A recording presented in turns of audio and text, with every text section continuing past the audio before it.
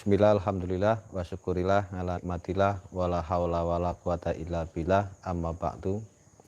Kepada Bapak Setia Purwanto yang saya hormati dan kepada Bapak Agung selaku sesepuh Dzikir Nafas yang saya hormati dan kepada Bapak-bapak dan ibu-ibu yang sempat hadir pada malam hari ini yang saya hormati dan kepada seluruh jamaah dimanapun berada yang sempat mengikuti siaran langsung dari Padepokan Solo, Surakarta. Sebelumnya saya melanjutkan daripada beberapa teman-teman untuk menemani atau menggantikan Bapak Panji Suboyo. Oh ya, yang kebetulan saat ini juga belum, ya kondisinya masih lemah. Dan kita doakan semoga beliau selalu diberikan kekuatan, keimanan, keikhlasan, dan kesabaran dalam menjalani amanah, menjalani keadaan yang sekarang ini beliau sedang sakit. Untuk malam ini Mbah Jen pamit istirahat sebagai opening. Katanya pengen linting-linting dulu, jadi ini saya dengan beliau Bapak Agung selaku sesepuh Dzikir Nafas. Sesepuh Dzikir Nafas, guru patrap kungkum sama patrap tongkat. Ini beliau Pak Agung ini. Bapak Ibu, sebelum saya lanjutkan, sebelumnya akan saya sapa-sapa dulu beberapa teman-teman yang sempat hadir pada malam hari ini. Ada Pak Purwadi dari Boyolali, saya sebutkan Boyolali. Kemudian langsung saja meninjak langsung yang jauh sekalian dari Riau, Pak Mutolib. Lampung, Pak Iwan. Ada Bekasi, Kang Taufik. Kemudian ada Jakarta juga ada Kang Yusuf. Ada lagi Pak Maliki MK, Aki Sunan dari Bandung. Selamat malam Ki Sunan. Kang Hendri Johari, terima kasih, paketannya sudah sampai dan insya Allah semoga ATP-nya tetap berjalan sesuai dengan kehendak Allah. Amin. Kemudian dari Semarang Pak Zamroni, Ustadz Zamroni. Selamat malam Pak Zamroni. Pak Muhammad Rodi, Mbah Kakung yang ada di Kuningan. Mbah Kakung, bagaimana kabarnya? Pak Aki Masom ya, kayak sebutnya saya Mbah Kakung saja. Di Jambi juga ada Mbah Kakung. Di Sumatera, Palembang, apa dia kabarnya? Wah, Mas Erwin ya. Lubuk Linggau ada juga Pak Zabidi. Ini udah lama nggak muncul ini, ditanyakan Pak Agung. Ada di mana sekarang dia? Masih di Linggau, Pak. Kemudian di Gresik, Gubernur Kamai. Selamat Pak Gubernur, kami tunggu kehadirannya beserta rombongan yang insya Allah pada hari Sabtu sudah melakukan perjalanan ke Padepokan ya Pak Gubernur ya. Kemudian untuk bapak-bapak lain silahkan kalau mau ke Padepokan, tapi dengan catatan mobil pribadi.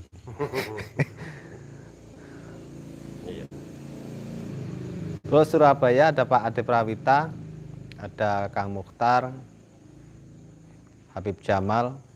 Selamat malam Pak Habib Jamal. Dan teman-teman lain yang mungkin tidak bisa saya sebutkan satu persatu. Ada Kang Muklis juga ya di Kalimantan, Bang Denny, Pak Joni, Kang Sulaiman, ada Pak Nukman. Banyaklah yang mungkin tidak bisa saya sebutkan satu persatu. Baik, sebelumnya untuk diawali nanti oleh kajian-kajian materi dari beliau Bapak Setia Purwanto, sebelumnya saya sedikit berbagi kepada teman-teman mengenai keakuan diri. Pentingnya keakuan diri. Nah, itu saya pahami dari belajar patrap. Seperti yang sering saya sampaikan kepada teman-teman bahwa patrap itu bukan hanya mengajarkan tentang sikap, tapi juga patrap adalah penempatan Jawa itu trep-trepan. Artinya setiap segala unsur manusia yang ada pada diri kita itu memiliki fungsi dan peran masing-masing. Termasuk salah satu di antaranya adalah keakuan dalam diri. Keakuan dalam spiritual itu pentingnya bagaimana? Ya harus ada pengakuan. Pengakuannya bagaimana? Pengakuannya adalah mengakui dosa-dosa kita, mengakui kebodohan kita, mengakui kelemahan kita sebagai hamba Allah. Ini yang harus kita akui. Ada saatnya kita memang menggunakan keakuan diri, ada saatnya memang harus meninggalkan keakuan diri. Ini nanti bisa dijabarkan oleh beliau Bapak Setia Purwanto. Nah, itu salah satu pentingnya kita mempelajari tentang patrap. Jadi bukan hanya sikap dalam beribadah, akan tetapi juga memiliki makna yang luas adalah penempatan atau orang Jawa itu. Demikian dari saya untuk mengawali dari teman-teman, dari saya pribadi pada teman-teman, semoga bisa bermanfaat. Selanjutnya saya berikan kepada beliau Bapak Agung untuk menambahkan. Silakan Pak Agung. Saya akhiri. Assalamualaikum warahmatullahi wabarakatuh.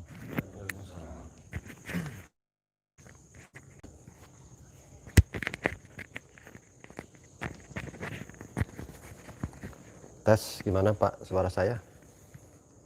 Suara saya masuk? Mantap. Kurang banter? Jelas ya suara. Suara jelas apa enggak ini? Ya, sabar. Baik, terima kasih. Assalamualaikum warahmatullahi wabarakatuh. Jadi saya mau bercerita saja bahwa setelah belajar di sini sekian lama tuh akhirnya ada semacam spesialisasi ya. Oke. Jadi kalau saya sekarang fokusnya di sadar Allah. Jadi patrap biar Pak Mas Beken sama Pak Toyo. Jadi saya mau beberapa ini udah apa yang saya dapat tuh ya sadar Allah yang harus bagi saya loh ya. Nah kalau sadar Allah itu masih kata sifat, makanya perlu dikasih tambahi sadari Allah, i ya, tambahi i jadi biar sadar Allah. Oke. Lah sadar Allah itu tidak cuma sekedar di kalimat, jadi harus diterjemahkan dalam kehidupan sehari-hari. Misalkan kayak ini di Quran disebutkan di ayat Al-Baqarah ayat 282, ingatlah aku maka aku ingat kamu, gitu kan. Itu kalau dikasih bahasa yang analoginya, analogi dari kalimat itu bahwa misalkan Bapak punya handphone, itu kalau Bapak on kan, itu kan tersambung dengan BTS ya, ada sinyal masuk, gitu kan. Sinyal masuk artinya si handphone tadi Anda, si BTS tadi Allah, jadi tersambung antara Anda dengan BTS tadi, tersambung analoginya loh ya. Jadi kalau Anda on hidup handphone itu, otomatis WA bisa masuk ya, SMS bisa masuk, kemudian telepon bisa masuk. Jadi kalau handphone Anda mati, ya sudah, tidak tersambung dengan Allah tadi. Bahasanya kalau Anda nggak ingat Allah, ya Allah nggak ingat kita, gitu kan. Nah itu di kehidupan sehari-hari pun bisa kita laksanakan. Jadi sadar Allah dalam manifestasi kehidupan sehari-hari, ya kita harus ingat Allah. Kalau dalam bahasa itu kan dikir ya, dikir gitu. Jadi dikir yang bisa disampaikan Pak Pur itu kan S3 ya, T3 Pak Pur ya. Subhanallah, walhamdulillah, Allahu Akbar gitu ya. Jadi itu terus kita praktekkan dalam kehidupan sehari-hari. Misalkan kayak tadi saya naik motor sama Beken, itu daripada bengong mendingan dikir aja, la ilaha illallah, la ilaha illallah. Harus dipraktekkan, jadi tidak cuma teori. Jadi lama-lama nanti kan bisa dalam sendiri otomatis dikir sendiri. Jadi kalau Bapak pengen tersambung dengan Allah, itu tadi harus terdikir terus saja. Nah itu dalam bahasa Jawa. Kalau tadi Mas apa nih? Mas Budi, itu ada di Punto Dewa Mas ya. Punto itu tali, Dewa itu Allah lah bahasanya. Punto Dewa tali, jadi tersambung antara Punto Dewa dengan Dewa. Punto Dewa dengan Dewanya tersambung. Punto itu tali, Dewa juga Allah gitu. Ya itu Punto Dewa. Jadi orang yang tersambung dengan Allah terus agar dia sadar Allah itu kan gitu. Operasional hadiahnya kan gitu. Kalau Werkudara itu kan akal ya. Kalau Janaka itu rasa. Maka harus Begawan Ciptoning, terus Mening dan sebagainya. Janaka itu istrinya 4, padahal bukan istri sebenarnya itu. Sebenarnya bukan istri itu kemampuan dari Janaka, harus pinter manah. Punya istri Srikandi ya Bu ya. Istrinya Janaka itu kan Srikandi. Jadi Srikandi harus pinter manah, Janaka harus pinter manah, harus pinter apa-apa dan sebagainya. Jadi itu udah dari zaman wali itu udah dimasukkan dalam satu budaya wayang tadi. Cuman kita nggak sadari apa enggak seperti itu. Kembali lagi kalau ingin menjadi Punto Dewa, kalau kita ingin menjadi Punto Dewa kita harus dikir terus. Entah dikirnya apa, tersambung dengan Allah tadi, agar kembali ke sadari Allah tadi. Itu kemudian berikutnya adalah kalau di ayat kursi kan dikatakan kalau anu dia lahu ma fis samawati wa ma fil ard gitu Pak ya. Jadi segala sesuatu di langit dan bumi ini punya Allah. Nah kalimat itu kan masih perlu diterjemahkan dalam kehidupan sehari-hari Pak. Misalkan Bapak minum tuh air punya siapa Pak? Ya Allah kan yang menurunkan hujan Allah. Nah kalau kita ngambil sesuatu tanpa izin berarti kita maling kan? Ya izinnya sama Allah gimana? Ya bismillah. Jadi sebelum minum ya bismillah gitu kan Pak. Uang itu punya Allah kok. Punya Allah kan air yang menurunkan Allah. Lah kita ngambil sesuatu dari orang lain tanpa izin juga maling kan namanya. Yang mana minta izin lah sama Allah, bismillah, izinnya kan bahasanya gitu. Minta izin sama Allah. Bismillah, apa-apa, monggo nanti di. Nah itu lama-lama bisa nanti kesadaran Allah cukup bagus nanti. Begitu kesadaran Allah meningkat, yang diharapkan kehidupan sehari-hari kita jadi baik lah ya. Jadi apapun kegiatan kita kalau bisa ditambahi dengan dzikir, entah model versinya macam-macam. Bisa lewat dengan Pak bisa dzikir nafas atau bikin dzikir yang operasional kita kayak Pak Anto misalkan lipas babati ya Allahu Akbar apa subhanallah terserah lah pas macul ya apa yang penting dzikir terus gitu aja Pak ya. Jadi jangan sampai lepas. Jadi jangan pengen jadi Punto Dewa ya jangan lepas dzikirnya tadi. Dan kalau bisa nggak usah mikir lio-lio lah. Ini buat Allah aja dikira aja. Kalau nggak bisa ya Allah aja deh, Allah personal harian gitu kan. Nah, begitu kita udah sering dzikir dengan Allah, nanti begitu kita ada masalah, tinggal kita minta bantuan sama Allah ya, pasti. Ya Allah, saya punya masalah seperti ini. Nah itu biasanya saya loh Pak ya, pakai doanya Nabi Musa. Jadi waktu Nabi Musa dikejar sama Fir'aun, terus kemudian dia masuk ke mana? Daerah Madian ya. Daerah Madian, kemudian ada apa itu? Ada tempat minum di mana itu ada penggembala ya. Pada minum itu ada 2 cewek yang tidak bisa meminumkan ternaknya, kemudian dibantu sama Nabi Musa. Nah, setelah dikasih minum, Nabi Musa leyeh-leyeh pasrah di bawah pohon. Kan sudah pasrah ya. Kan doanya Robi ini 5 anzalna ilayya min khairin fakir gitu.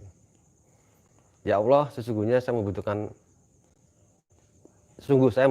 sesuatu yang baik dari Engkau. Nah, tinggal pasrah gitu aja. Begitu pasrah nanti tahu-tahu muncul ilham, Pak. Itu sering yang saya alami. Ilham itu muncul dari kepala sendiri. Lewat dari sini loh, sering, tring gitu lah. Oh ini, ya. Gitu. Bisa masalah A, nanti diem gitu aja, nanti ting, oh ya gitu. Nanti ditunjukkan, dikasih ilham gitu ya. Entah, masing-masing punya masalah sendirilah. Ya contohnya kemarin, bukan contoh ya, contoh aja. Saya kan pelihara burung dara di rumah. Tahu-tahu ada bulunya turun banyak terus bau lah. Nyonya saya ngomel, wah. Cuman pesennya sabar, itu tak, ya wis meneng, diam gitu aja. Jadi jadikan sabar dan sholat sebagai penolongmu, kan gitu tuh Pak. Sabar dulu. Nah, akan muncul dengan sendirinya kalau Bapak nanti udah biasa dikir itu, permasalahan yang kita hadapi akan muncul. Dan tidak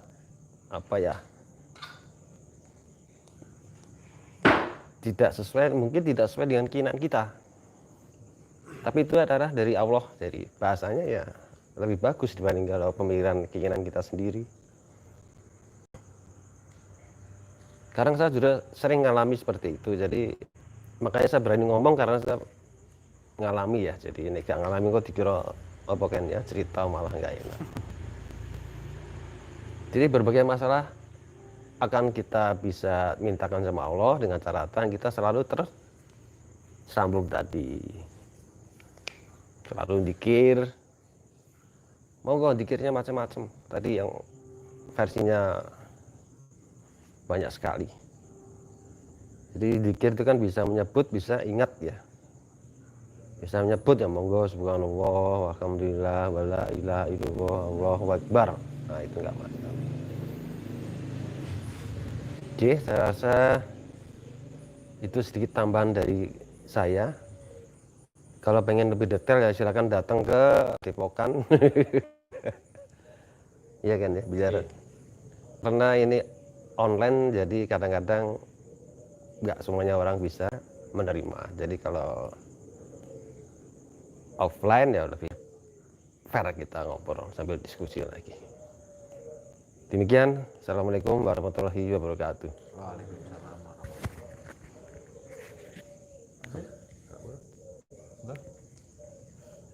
Tolong menit. Dilanjut Mbah Jen. Ndak do kangen.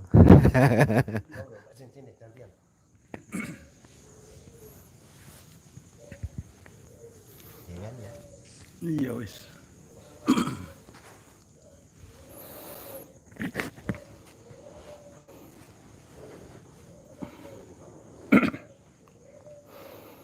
Assalamualaikum warahmatullahi wabarakatuh. Bismillahirrahmanirrahim. Alhamdulillahirabbil alamin. Wassalatu wassalamu ala asrofil mursalin wa ala alihi washabihi ajmain. Amma ba'du. Asyhadu an la ilaha illallah wa asyhadu anna Muhammadar Rasulullah. Allahumma sholli ala sayyidina Muhammad wa ala ali sayyidina Muhammad. Bapak yang dicintai dan dirahmati Allah, baik yang di Padepokan maupun di mana saja, juga beserta ibu-ibu, ya, tidak lupa. Yang di sini ibu, yang di luar ibu-ibu. Jadi banyak. Ya. Mari kita bersyukur kepada Allah Subhanahu wa taala. syukur yang benar-benar syukur lillahi ta'ala, ya, syukur secara ikhlas. Ya. Selawat serta salam semoga tetap dilimpahkan pada junjungan kita Nabi besar Muhammad SAW sebagai suri tauladan terbaik dalam kehidupan kita. Bapak Ibu yang dicintai dan dirahmati Allah, saya tidak lama ya. Hanya saya menekankan bahwa mari kita mulai akrab dengan aplikasi Zoom. Jadi insya Allah ke depan kita akan sering mengadakan conference ya, teleconference atau mungkin webinar ya.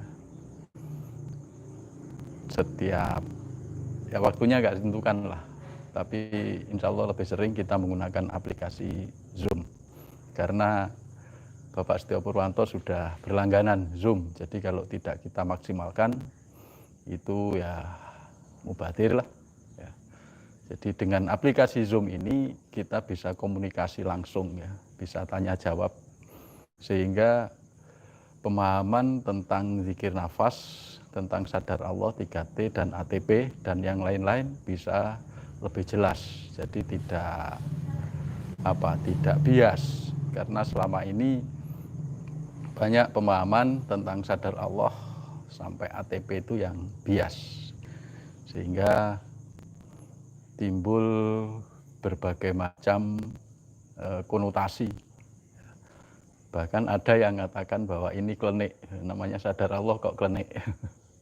Jadi saya juga sempat heran kok ada yang seperti itu ya. Jadi ini salah satu dampak, karena kita hanya lewat tulisan saja nggak cukup. Kemudian untuk Bapak Ibu ya yang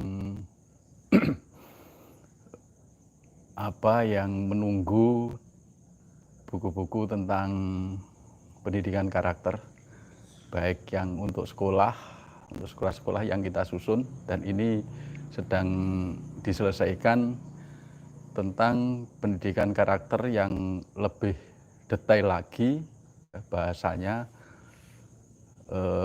Kita bahas per kegiatan, walaupun kalau kita bahas secara lebih detail itu akan jadi sangat tebal, tapi ini per kegiatan, cuman tidak panjang lebar, jadi mungkin hanya poin-poin, namun nanti bisa untuk mendorong kita dalam mengajarkan pada anak-anak kita maupun pada siswa. Kemudian juga saya mohon doanya juga, nanti kita akan susun yang sekarang masih dalam proses penyelesaian, yaitu satu buku yang nanti bisa dijadikan pedoman untuk kita semua, terutama jamaah DNSA pada umumnya, sehingga ada satu pedoman yang pasti ya, di luar YouTube maupun WA dan lain-lain. Jadi setiap jamaah insya Allah kalau pegang buku itu ada dasar yang pasti bagaimana kita bermakrifatullah atau bersadar Allah ya, mendekatkan diri pada Allah Subhanahu wa taala. Nah, yang penting di sini selain kita harus rutin dalam berzikir nafas ya, tidak cukup kita hanya duduk saja di satu tempat kemudian kita bangga dengan sensasi-sensasi atau pencapaian-pencapaian perjalanan spiritual kita, itu tidak cukup, tapi harus kita aplikasikan. Jadi kehidupan kita itu menggambarkan apa yang kita raih dalam kita berlatih sadar Allah melalui zikir nafas. Jadi tentunya kita harus bisa untuk membersihkan hati kita dari penyakit-penyakit hati, ya, iri, dengki, jahil, serai, apalagi ya, banyaklah ya, ujub dan lain-lain ya, kebencian, keakuan dan lain, ini harus kita bersihkan. Karena apa?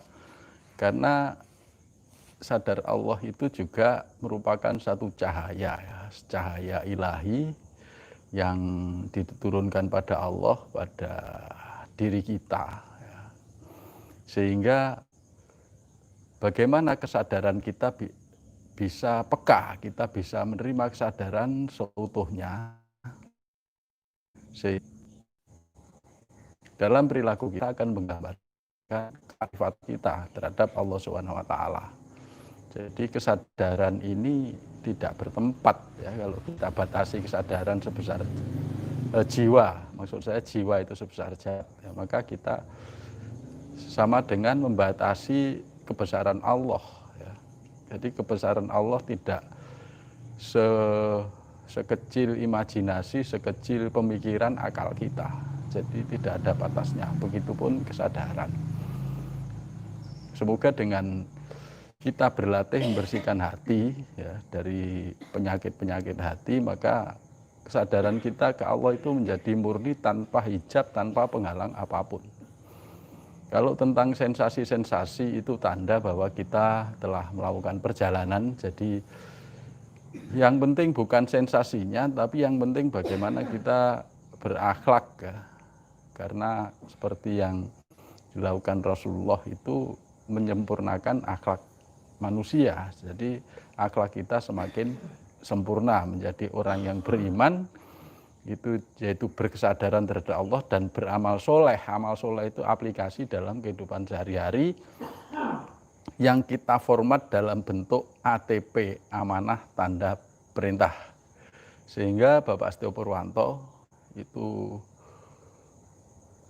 mendapat amanah dari Allah untuk terus mematangkan pemahaman tentang ATP ini sampai pada aplikasi dalam kehidupan sehari-hari, baik yang berupa ibadah mahdhoh maupun yang muamalah.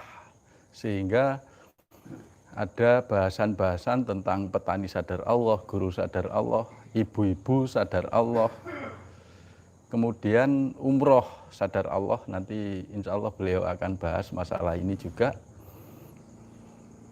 Kemudian banyaklah, insya Allah ke depan nanti juga banyak sadar Allah yang berhubungan dengan aktivitas sehari-hari kita, seluruh kehidupan sehari-hari kita, sehingga kita bisa menjalankan amanah yang diberikan Allah ini dengan baik dan sesempurna mungkin, sehingga kita bisa mendapatkan kebahagiaan fid dunya hatal akhirah bersama Allah Subhanahu wa taala. Jadi bukan masalah surga atau masalah neraka, tapi bagaimana kita selalu menyadari Allah, kita betul-betul tidak hanya merasakan, tapi sebagai fakta kita betul-betul bersama Allah.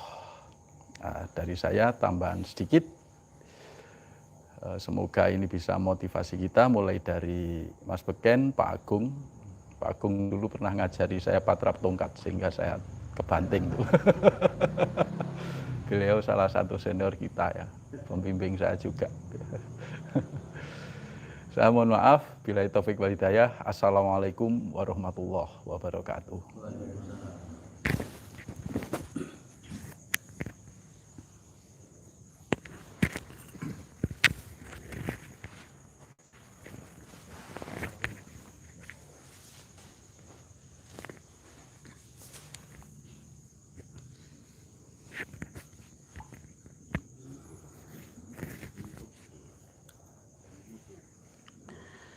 Bismillahirrahmanirrahim. Assalamualaikum warahmatullahi wabarakatuh. Alhamdulillah. Alhamdulillahirabbil alamin. Shalatu wassalamu ala asyrofil anbiya'i wal mursalin wa ala alihi washabihi wasallim ajmain. Bapak-bapak dan Ibu yang hadir di Padepokan, dan semua rekan-rekan yang saat ini menyaksikan live streaming melalui channel YouTube saya.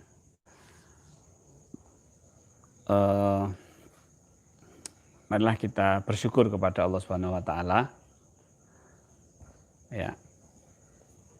Bersyukur ini ternyata ternyata itu makom tertinggi, Pak. Yang dulu sebelumnya saya meyakini bahwa makom tertinggi itu makrifat, ya, makom tertinggi itu fana, makom tertinggi itu sibghah. Ternyata yang lebih tinggi daripada itu adalah bersyukur. Itu makom tertinggi itu sudah. Tidak ada yang lebih dari itu. Jadi kalau orang makrifat dengan orang yang bersyukur, gini Pak. Ini syukur, ini makrifat di bawahnya. Orang yang ngaku fana filah, atau yang mengaku sudah masuk ke alam-alam malakut, alam apa itu, sama orang bersyukur tuh gini Pak. Jadi orang bersyukur ini tidak bisa lebih tinggi lagi itu sudah nggak ada. Jadi dia udah makom paling tinggi. Maka Bapak Ibu, mari kita bersyukur kepada Allah, bukan ingin level tinggi, tapi memang itulah yang dikehendaki Allah dari seorang hamba, yaitu hamba yang bersyukur kepada Allah. Apapun keadaannya, ya, takdirnya itu nggak ada takdir jelek, takdir baik, semua adalah takdirnya Allah. Gitu ya, titik. Nanti kalau takdir jelek masuk bersyukur kan gitu. Ya, takdir baik bersyukur ya. Tidak ada takdir jelek dan tidak ada baik pada level pemahaman orang syukur. Jadi orang syukur itu sudah tidak membedakan lagi apa? Tidak membedakan sebuah takdir baik maupun takdir jelek. Semuanya adalah perbuatan Allah, semuanya adalah takdirnya Allah, dan saya bersyukur. Dan kita bersyukur dengan takdirnya Allah. Apapun itu takdirnya. Diberi sakit, takdirnya Allah, saya bersyukur. Diberi sehat, takdirnya Allah, saya bersyukur. Nah, pokoknya bersyukur gitu. Bersyukurnya itu bukan pada sakitnya sebenarnya. Bersyukurnya itu kepada Allahnya itu loh. Kalau kita bersyukur sehat dan sakit lah, nanti kalau sakit ya nggak bersyukur, sabar. Nah, pada level itu ya harus sabar. Karena lebih baik sabar daripada nggak bersyukur atau bersulo. Nah, baik Bapak Ibu. Terima kasih tadi sudah opening. Salawat dan salam ya, salawat dan salam kepada junjungan kita Nabi besar Muhammad SAW. Kita berharap bisa memiliki akhlak-akhlak yang beliau ajarkan. Bapak Ibu, terima kasih tadi kepada Pak Agung, Mas Beken, dan Pak Zain, Mbak Bejo yang sudah mengawali program ini. Bapak dan Ibu, bagi yang baru belajar, ya putarlah video-video lama atau tulisan-tulisan saya yang lama. Karena kita ini seperti naik kereta api, Pak. Yang baru belajar ya harus mempelajari dulu yang belakang-belakang gitu. Rutenya itu ya diikuti. Karena nanti kalau tiba-tiba di sini kadang-kadang sok bingung. Loh, ini tiba-tiba kok umroh sadar Allah, tiba-tiba kok petani sadar Allah. Nanti pasti salah sangka. Dikiranya kita itu cari uang. Petani sadar Allah, wah ini pasti nanti jadi maklar bibit ini. Ini ada umroh sadar Allah, wah ini pasti dapat persenan dari biro umroh. Golek-golek ini mesti mulai. Enggak. Loh, betul Pak.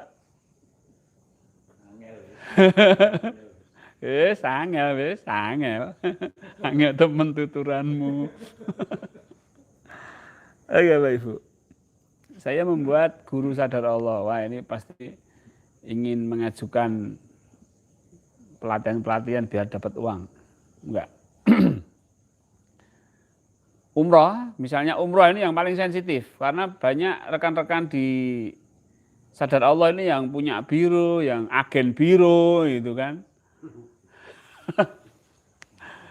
Pada menawarkan ke saya, Pak, nanti pakai biro saya. Loh, saya itu umroh sadar Allah itu bukan cari persenan. No. Pak, tenang Pak, nanti kalau Bapak mendapat 15 orang gratis, gratis 2 orang misalnya, dapat sangu yang cukup untuk, enggak.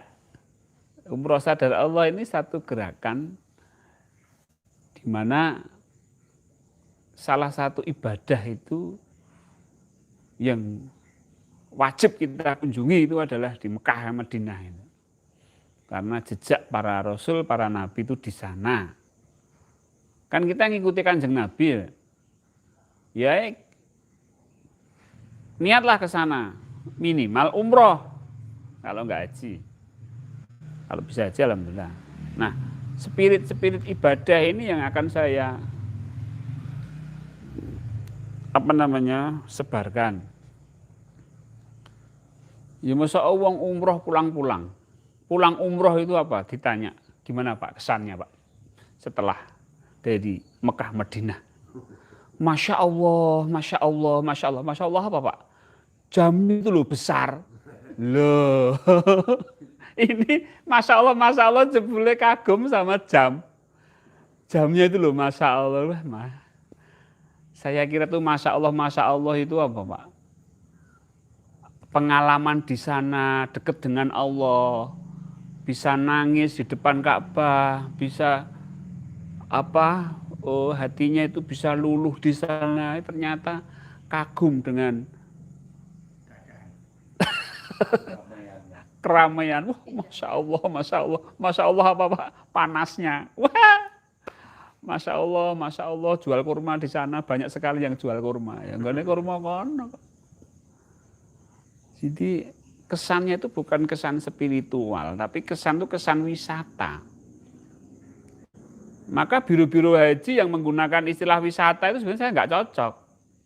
Biro umroh misalnya, titik wisata. Wah, ini wisata ini. Jadi wisata. Jadi saya dalam bergerak di umroh sadar Allah itulah mengajak teman-teman dalam saya buat grup di WA itu untuk mengajak teman-teman yang belum umroh ya diniatkan, saya motivasi ya, saya punya metodenya, metode memotivasi agar bisa sampai umroh itu punya metodenya. Kemudian nanti bagaimana kita memilih sebuah biro yang terpercaya itu juga ada ciri-cirinya gitu loh. Jadi jangan sampai sudah ngumpulkan uang Pak, ditipu sama biro itu banyak loh Pak. Makanya Bapak Ibu, masalah umroh ini kalau bisa uangnya dikumpulkan sendiri-sendiri. Ya, dikumpulkan sendiri, ditabung sendiri-sendiri. Kalau sudah 25 juta, ya sudah cari biro yang segera berangkat jelas. Jangan cukup bayar 15 juta saja. 5 tahun nanti sudah nggak perlu tambah lagi. 5 tahun ya uangnya hilang. Pelayok karo birone kuwi ya apa. Ya Ibu, jadi ini masalah umroh sadar Allah ini adalah masalah bagaimana kita itu memiliki semangat motivasi untuk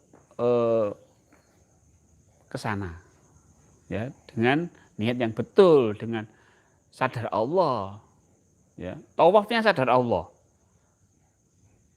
sa'inya sadar Allah. Wah, ini kan luar biasa. Sebab saya pernah membimbing satu jamaah tawaf, sa'i, saya ajari sadar Allahnya ketika tawaf, ketika sa'i. Ternyata ya pengalamannya wah betul ini berbeda Pak. Nah itu ya. Kan kebanyakan kalau tawaf ya malah ngapal ke dongane. Jadi mlaku-mlaku karo maca Ya, ya itu enggak apa-apa, tapi kalau kesadarannya hilang, Allahnya terus apa bedanya karo ngubengi Mangkunegaran? Ngubengi lapangan stadion Manahan, lapangan Gempol. Ya kan nggak ada bedanya, Pak. Nah, tapi kalau ada sadar Allahnya, kemudian ketika tawaf itu kita menggunakan patrap rumi, ya, patrap rumi yang kita dengan kepasrahan total, wah di situ. Leng, leng, leng gitu, weng, weng, weng itu. Ya, ngeleng itu bahasa meleng, bahasa Jawa itu ada meleng, leng gitu loh. Tawaf itu kan muter Pak, leng gitu loh. Wah itu dipakai untuk. Jadi wis ora suk-sukan, sunat. Iki ibadah apa? Rebutan bancaan, rebutan BLT. Jadi ngikuti gitu. Ini umroh sadar Allah yang kita canangkan. Saya akan terus memotivasi ya. Jangan mikir nggak punya uang. Umroh itu nggak harus punya uang. Ya, itu yang pertama. Yang kedua, yang penting actionnya. Nanti Allah akan ngasih rezeki. Yang penting niat. Allah itu kalau sudah niat karena Allah, pasti Allah kasih jalan. Itu motivasinya. Ya. Baik Bapak Ibu, terkait dengan zikir nafas, sadar Allah seperti apa yang awal tadi saya sampaikan, bahwa level tertinggi, makom tertinggi itu adalah bersyukur kepada Allah. Tidak ada yang level tertinggi itu bukan ketemu wali, ketemu yang gaib-gaib itu enggak. Tapi bersyukur kepada Allah. Bahkan tadi makrifat pun itu di bawahnya orang yang bersyukur kepada Allah. Nah, kita sudah belajar mengenai level 4 sampai pada sibgoh. Ya. Kalau kita belajar betul, maka kita itu bisa bersyukur kepada Allah di level sibgoh. Gimana? Sibgoh kok masih bisa bersyukur? Bisa. Ternyata kita itu, yang saya alami, itu 3T itu bisa ada semua. Saya menerima, saya bersyukur, saya berada di wilayah Allahu Akbar.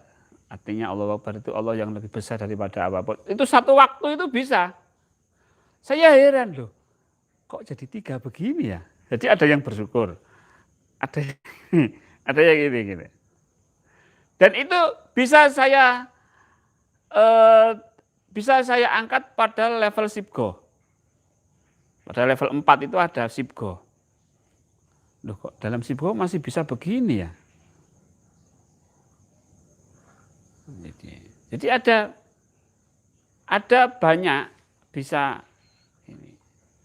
Ternyata Bapak Ibu, ketika kesadaran kita meningkat begini. Kesadarannya meningkat, lebih sadar. Ternyata kita bisa melakukan beberapa hal di dalam kejiwaan kita itu, di dalam kejiwaan kita. Jadi bisa bersyukur, bisa menerima itu jadi satu. Dan ternyata yang paling tinggi itu adalah syukur. Dan anehnya, ya, orang bersyukur itu seperti dapat tuntunan. Misalnya saya ke Allah begini ya. Terus saya tumpuki dengan syukur. Dalam syukur itu ternyata ada daya yang membuat saya lebih tinggi kesadarannya meningkat. Set. Ini saya syukuri lagi. Set. Ini saya syukuri lagi. Set. Jadi tinggal saya ngikuti aja. Deng gitu. Nah, ini Silahkan Bapak Ibu coba. Dan ini ternyata tidak hanya ketika DN. Ya, tidak hanya ketika DN. Ketika kita menghadapi satu problem atau kita menghadapi satu keadaan, satu masalah atau satu amanah, coba pakai syukur. Misalnya ini pikiran bunek ini ya. Kayak iso mikirnya itu misalnya ya. Tak wis tak nggo meneng wae. Tak nggo syukur ada Gusti Allah. Saya pakai syukur. Nanti ada semacam daya gini. Set. Artinya gini tuh, aku kudu ngadeg. Ya. Berdiri aja. Syukur lagi, aku kudu melaku. Syukur lagi, oh aku kudu nyekel iki. Aku kudu melakukan. Terus gitu, Pak. Dek, dek, dek, dek, dek, dek, dek, dek, dek, dek, dek. Nah, ternyata syukur itu akan membuat Allah itu menurunkan petunjuk-petunjuknya. Dan petunjuk itu tidak seperti yang kita bayangkan gitu enggak. Tapi bentuknya apa? Kayak dorongan, daya. Kayak apa namanya? Misalnya kalau orang punya masa itu biasanya malas, Pak. Malas, meneng, berat itu rasanya gitu. Mikir ora iso, mikir nggak bisa.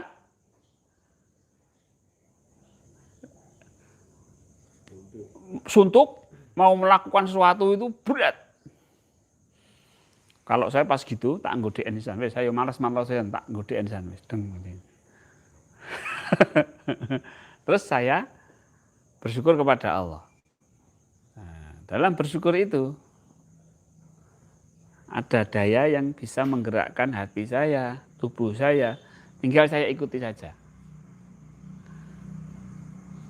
Nah, tinggal saya ikuti saja. Baik Bapak Ibu. Itu tentang DN. Ya. Maka Bapak Ibu, mari kita belajar bersyukur. Belajar bersyukur itu bukan retorika, bukan apa namanya, alah skrumu, enggak. Bersyukur itu, kalau bersyukur yang di sini, yang di DNSA itu bersyukur itu kepada Allah, bukan bersyukur atas nikmat-nikmat Allah. Ya kalau nikmat, kalau enggak ya enggak bersyukur kan? Ya itu, kita membypass. Mungkin orang banyak itu bersyukur atas nikmat Allah, tapi kita bersyukur kepada Allah. Misalnya saya panjenengan misalnya ini, misalnya Bapak Ibu ada di sini gitu misalnya. Saya beri minum atau tidak saya beri minum, ya terima kasihnya kepada saya. Bukan kalau dikasih air minum, terima kasih. Kalau nggak dikasih minum, nggak terima kasih. Wah kurang ajar. Jadi kita dengan Allah itu adabnya itu seperti itu, Pak. Jadi dikasih rezeki nggak dikasih rezeki ya bersyukurnya kepada Allah. Ya, kita bersyukur berterima kasih itu kepada Allah. Nanti bedanya rasakan. Ketika kita bersyukur atas nikmat Allah itu berhenti pada nikmat itu saja. Nek nikmate sithik ya syukure sithik. Kalau syukurnya sedikit ya kalau nikmatnya sedikit ya syukurnya sedikit, kalau nikmatnya banyak ya syukurnya banyak. Berarti bukan pada apa yang diberi ya. Nah, bukan apa yang diberikan Allah. Jadi kita bersyukur itu kepada Allah, bukan atas nikmat Allah. Ini level meningkat. Loh, apa salah Pak bersyukur atas nikmat Allah? Betul, tapi itu kelas SD, sekolah dasar. Mosok wit biyen sampai umur 40-50 masih sekolah dasar. Ini sini belajar agama, pengajian ben minggu. Syukure atas nikmat Allah, syukur. Lagi meningkatnya kapan? Loh, ya naik level lah Pak. Gitu loh, cah sekolah wis setahun dadi kelas 2, setahun berikutnya kelas 3, setahun berikutnya kelas 4, 5, 6, 7, 8. Mosok awake dhewe SD.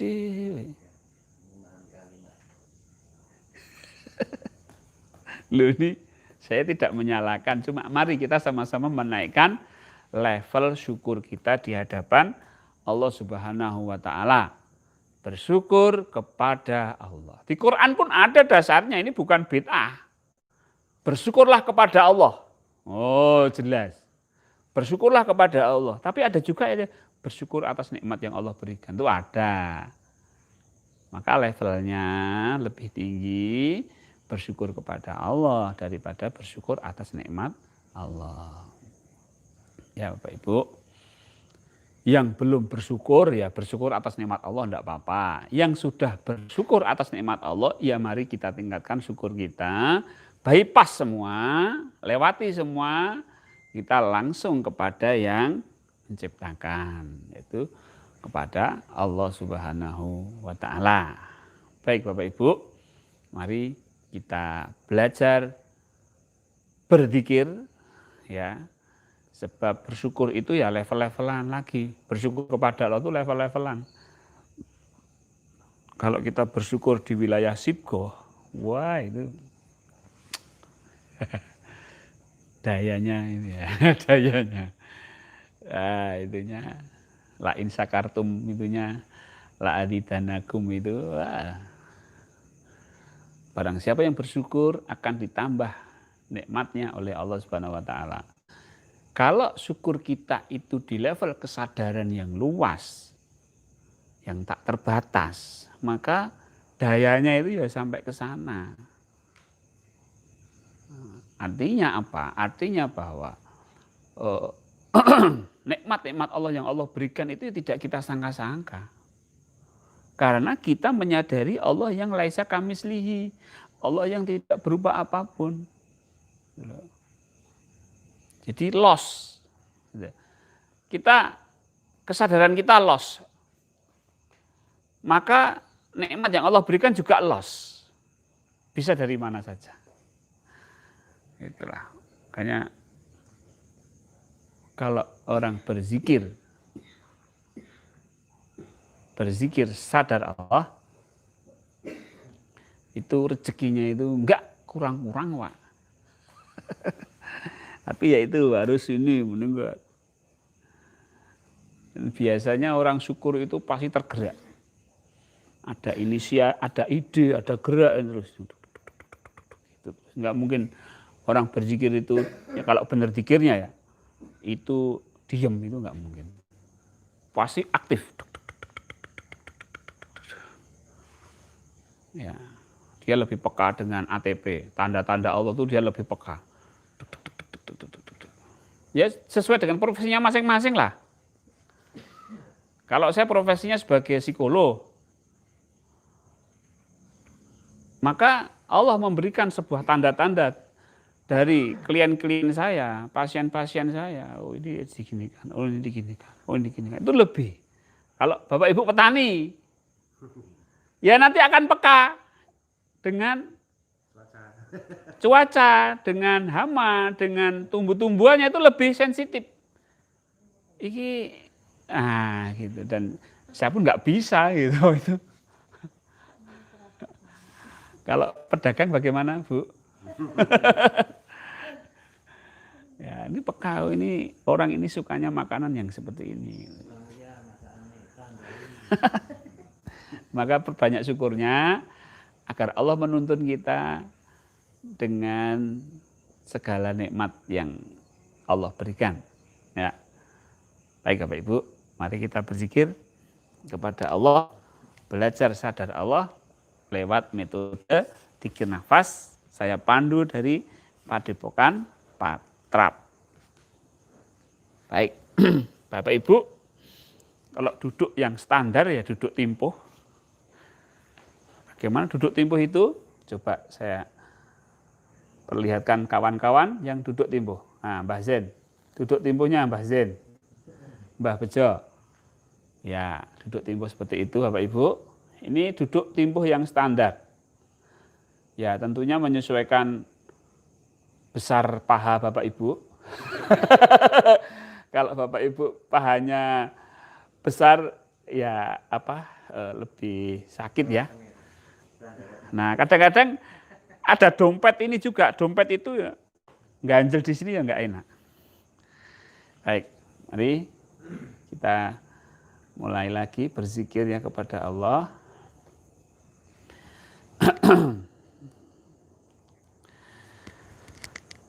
Baik Bapak Ibu duduk relax ya, boleh timpuh, boleh bersila, boleh bersandar, yang nyaman yang mana, sehingga tubuh Bapak Ibu itu bisa diletakkan.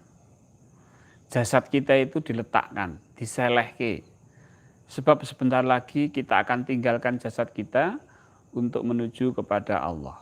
Ya, kita tinggalkan kaki kita tinggalkan perut kita tinggalkan dada kita tinggalkan bahu kita tinggalkan kepala kita, kemudian kita mi'raj menuju kepada Allah yang tidak serupa dengan apapun. Bapak Ibu bisa mulai, silahkan bergerak dari kaki, terus pakai kesadaran. Kesadarannya apa? Kesadaran meninggalkan kaki. Aku sadar, aku meninggalkan kakiku. Aku sadar meninggalkan pahaku. Aku sadar meninggalkan perutku. Naik ke atas lagi. Aku sadar meninggalkan dadaku. Aku sadar meninggalkan leherku. Aku sadar meninggalkan kepalaku. Dan aku sadar aku tinggalkan tubuhku semua untuk menuju Allah Subhanahu wa ta'ala. Bismillahirrahmanirrahim.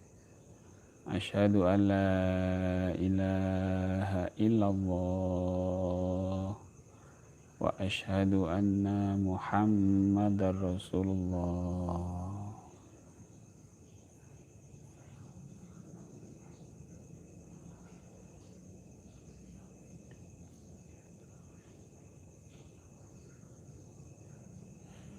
Allahumma salli ala Sayyidina Muhammad wa ala ali Sayyidina Muhammad.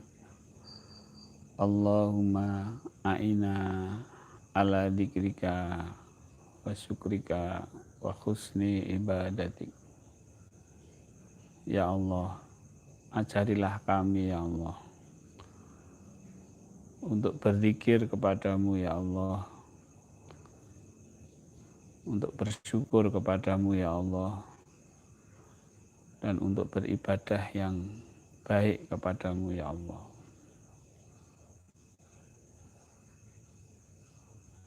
Baik Bapak Ibu,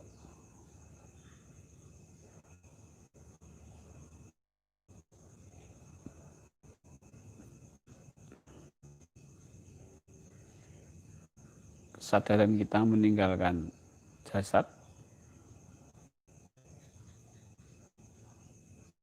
Bapak Ibu bisa lebih meluaskan kesadarannya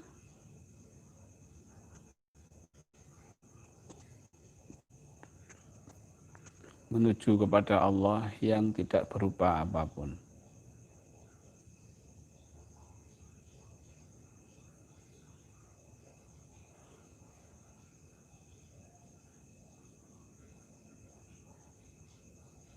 Bapak Ibu bisa menyadari Allah yang tidak serupa, yang tidak berupa apapun.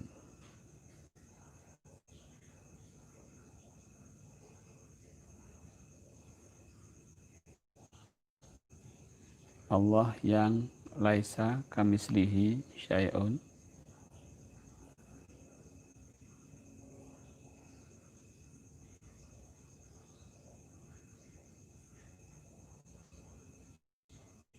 Agar terjaga kesadaran kita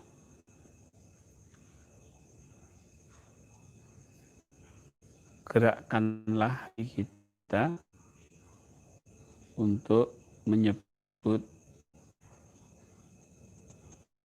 Allah dalam setiap nafas kita. Kesadaran kita menyadari Allah yang menciptakan seluruh alam semesta ini, dan hati kita menyebut namanya dengan sebutan hu ketika mas Allah, ketika nafas keluar.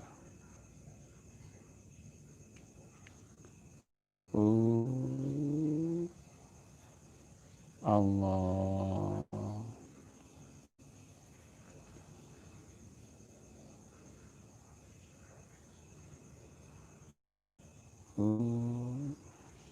Allah.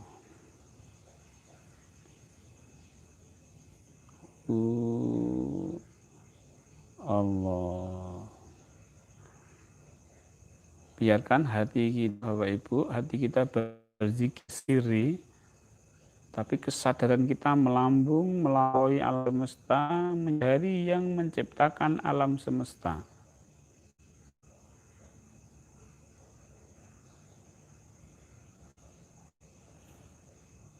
Jadi Bapak Ibu, kita ada tiga, ada tubuh yang bernafas, ada hati yang menyebut hu Allah, dan ada yang sadar menyadari Allah yang menciptakan alam semesta tak terbatas. Bapak Ibu harus belajar di situ mempertahankan. Ada yang bernafas, ada yang Allah, dan ada yang masuk di wilayah alam kesadaran yang menciptakan alam semesta itu bukan berupa apa-apa.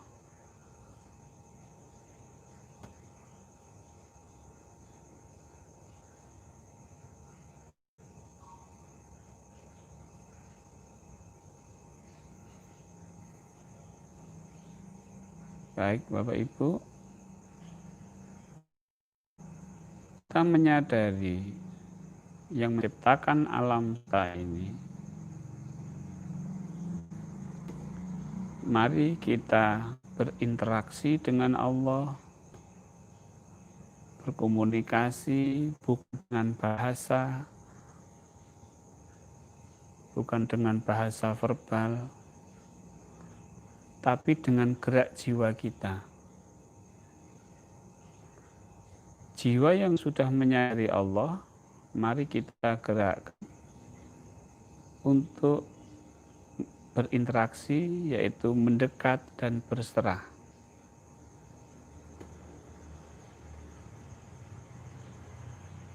Bapak Ibu menggunakan nafas, ketika nafas masuk,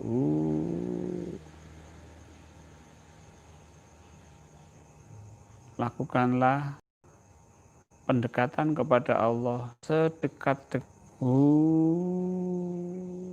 Jiwa kita melambung mendekat ke Allah sedekat-dekatnya. Ketika nafas kita keluar, Allah, maka jiwa kita melakukan interaksi kepasrahan sepasrah-pasrahnya.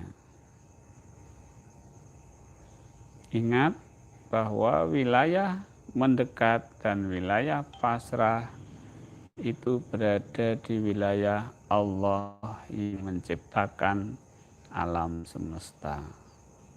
Jadi kesadaran kita tetap pada kesadaran laisa kamitslihi syai'un.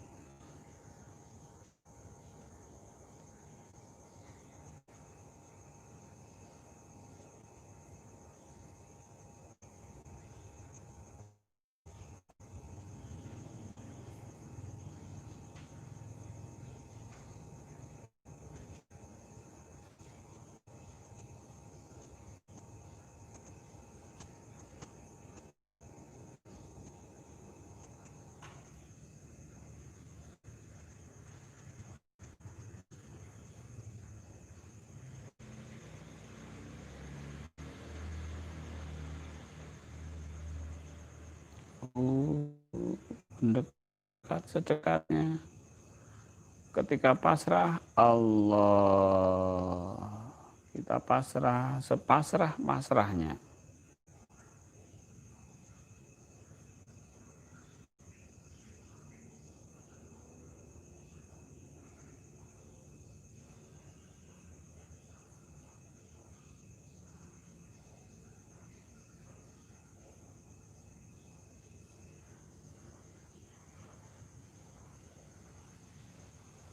Baik Bapak Ibu, ketika kita mendekat dan pasrah, kepasrahan itu akan menyebabkan kita tidak memiliki apa-apa. Sehingga sensasi yang muncul adalah kesendirian, kekosongan, kehampaan, ketiadaan. Ketika kita sudah memasuki sensasi kepasrahan, yaitu hampaan, ketiadaan, kesendirian, maka lakukanlah nafi isbat. Ketika nafas masuk, yang ada hanya Allah. Ketika nafas keluar, yang ada hanya kekuatan Allah. Ini merupakan afirmasi sehingga tauhid kita murni. Tauhid kita hanya ke Allah. Yang ada hanya Allah. Dan keluar nafas yang ada, kekuatan yang ada hanya kekuatan Allah. Ini merupakan tauhid murni. Di sini kita betul-betul hanya Allah, tidak ada yang lain. Bahkan keakuan kita pun tidak ada di situ. Yang ada hanya Allah. Nafas keluar, yang ada, kekuatan yang ada adalah kekuatan Allah.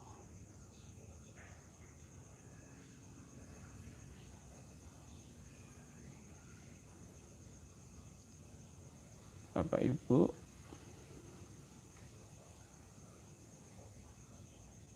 silahkan untuk duduk diam di situ, mengafirmasi yang ada hanya Allah dan kekuatan Allah.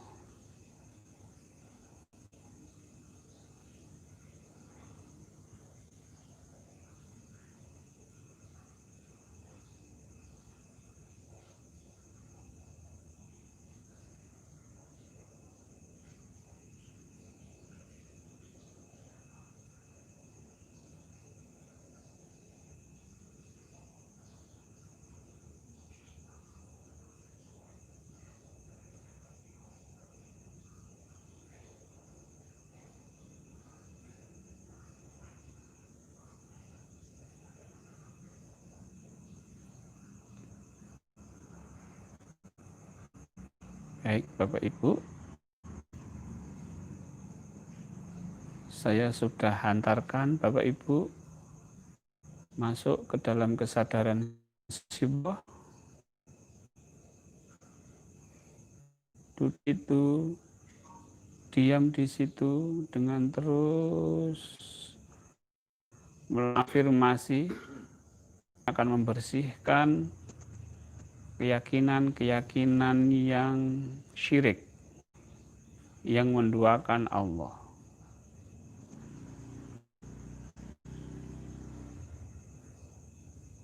Sehingga kita menjadi bersih dari keyakinan-keyakinan yang menduakan Allah.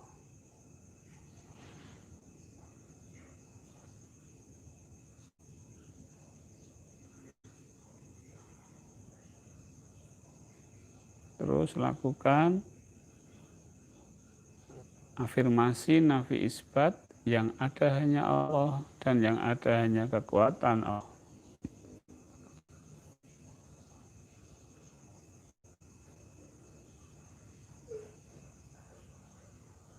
peniadaan dan pengisian ini akan memperkuat iman kita, memperkuat kesadaran kita.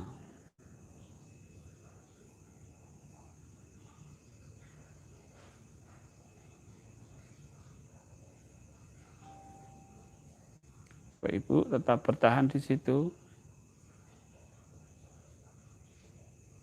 berada di situ,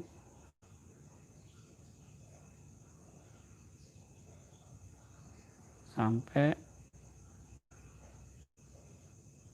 Bapak Ibu merasa puas, merasa lega, dan mengakhiri sesi latihan.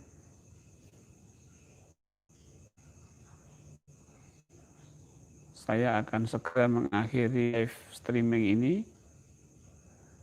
Saya harapkan Bapak dan Ibu tetap